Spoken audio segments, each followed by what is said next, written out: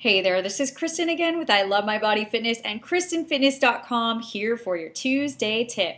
And today's tip is going to be a continuation of what we talked about last week with stress eating. So last week we talked about the 3 things that usually cause people to stress eat and how to lay down habits and strategies ahead of time so that you will stop stress eating in the moment. So things like getting enough sleep at night so you can make better choices during the day, things like getting in balanced meals throughout the day with protein, carbs, and fat so that you don't have this crazy blood sugar highs spiking because you've eaten too many carbs, and also things like how to control your stress at work so that you don't always want to comfort yourself with stressy type foods.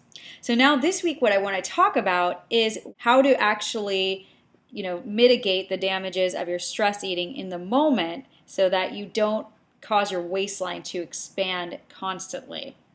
So what to do in the moment.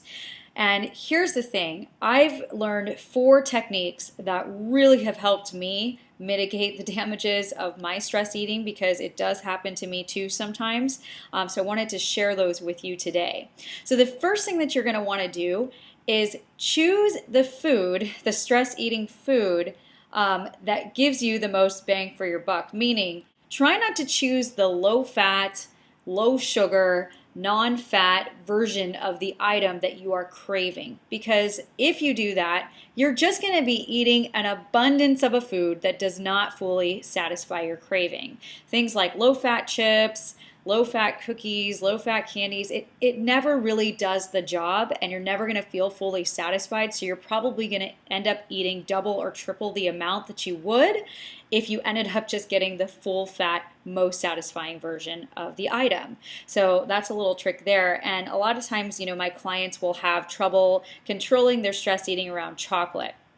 So I know for me personally that if I eat chocolate, it has to be above 70% cocoa, which means that I won't be eating a ton of it because usually the milk chocolatey things or anything below 70% for me personally makes me want to just eat a lot more of it. So that's a big tip if you are a chocolate eater. The second thing that you're going to want to do is you're going to want to mindfully stress eat.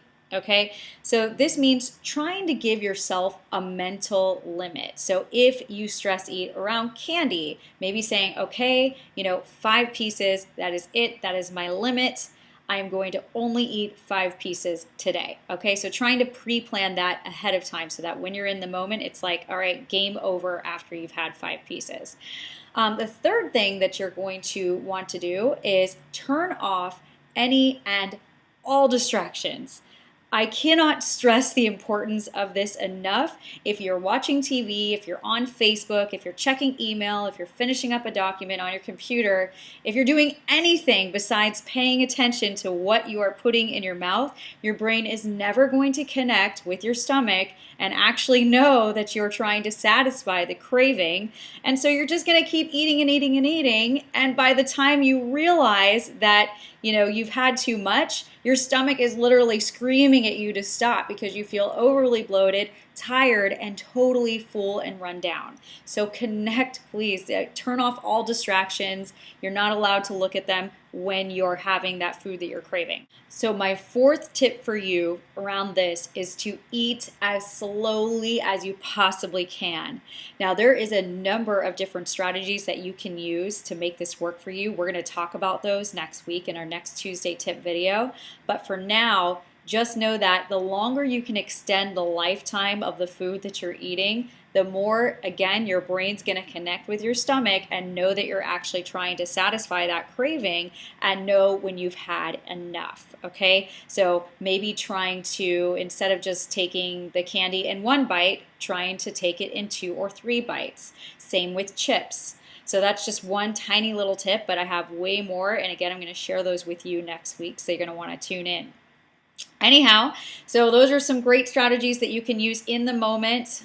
Again, test them out, see what works for you so that you feel satisfied if you do stress eat. And I promise you that if you start to lay these little habits in place, your waistline will not take the brunt of the consequences if you do decide to stress eat. All right, this is Kristen signing off. I hope you enjoyed this tip today, and I'll talk to you soon.